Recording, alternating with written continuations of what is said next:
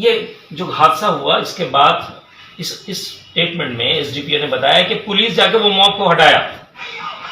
SDPO, you don't know actual the fact. So आप एक IPS officer होने के नाते एटलीस्ट आपको पूरे इंसिडेंट के बारे में पूरा खबर लेना चाहिए था, क्योंकि आपको आइमा के बारे में पता नहीं है। अगर आप आइमा के बारे में मिनिमम स्टडी कर लेते तो आपको पता नहीं था कि इतना रिस्पॉन्सिबल ऑर्गेनाइजेशन के खिलाफ प्रेस कॉन्फ्रेंस से पहले आप खुद सोच लेते कि मुझे क्या बोलना है। लास्ट 12 इयर्स आप आइमा के स्टेटमेंट खोल लें, आपके एडमिनिस्ट्रेशन लेवल में जितना इंफॉर्मेशन है वो एक इंसिडेंट दिखाएं जो लॉ एंड ऑर्डर के खिलाफ गया है, आपको नहीं मिलेगा। मुझे यकीन है, मुझे पता है कि यहाँ पे जो सिस्टम है यहाँ पे कुछ लोगों को सामने कर दिया जाता है और वो उनको बोलना पड़ता है। अगर ऐसा है तो ठीक है। आज ये प्रेस कॉन्फ्रेंस इसलिए नहीं है कि भाई एक्सीडेंट हुआ नहीं हुआ, ऐसा नहीं है। आपने जो प्रेस के सामने जो स्टेटमेंट दिया वो एक ऑर्गेनाइजेशन के खिलाफ था, जो उनके सेंटिमेंट, उनके रिस्पॉन्सिबिलिटी, उनके हर काम को हर्ट किया है। उस दिन ऑर्गेनाइजेशन की तरफ से लोगों के रास्ते को प्रोटेस्ट किया गया और इमीडिएटली फिर वो प्रोटेस्ट के बाद ओसी नंद कुमार और वहां के जो ऑफिसर थे, मैं खुद जाके वो रैली को हटाया।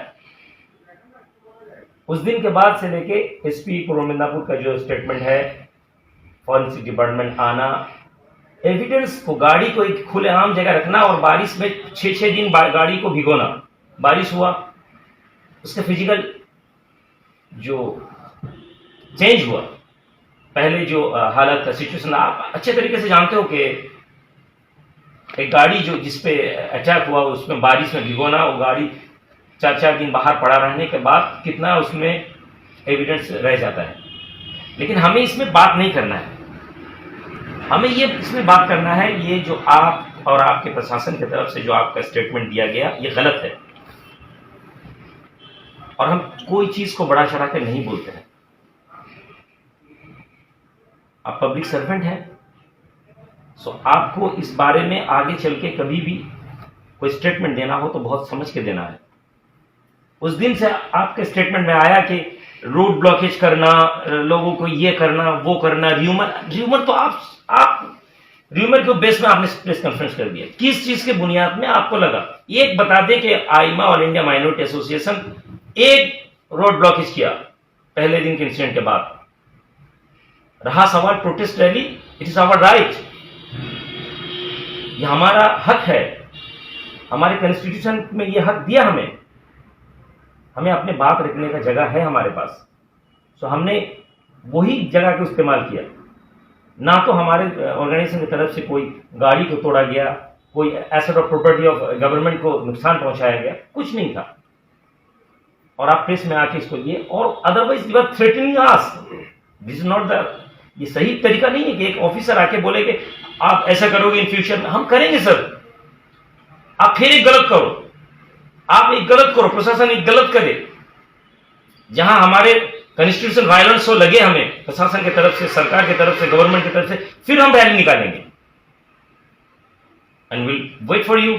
आप क्या एक्शन लेते हो हम देखेंगे, इसमें जरूर देखेंगे। हम इस चीज को बढ़ाना नहीं चाहते। Even you don't know who is पीर साहब ऑफ प्रतापपुर दरबार शरीफ, वो इज द पीर साहब सैयद खालिद हुसैन। अगर आपको पता होता तो फिर आप इस तरह के स्टेटमेंट नहीं देते। हमारे डिमांड के अंदर कहीं भी कोई भी जगह ऐसा डिमांड नहीं था कि हम शुरू से बता रहे हैं कि भाई ये हो सकता है कि एक्सीडेंट है, हो सकता है कि पॉलिटिकल लोग है, हो सकता है कि ऑपोजिशन है, हो सकता है कि उनके कोई दुश्मन हो। ये हमारा डिमांड का क्लेम था और इसको निकालना आपकी जिम्मेदारी था, आपके एडमिनिस्ट्रेशन की, आपके आयोग की।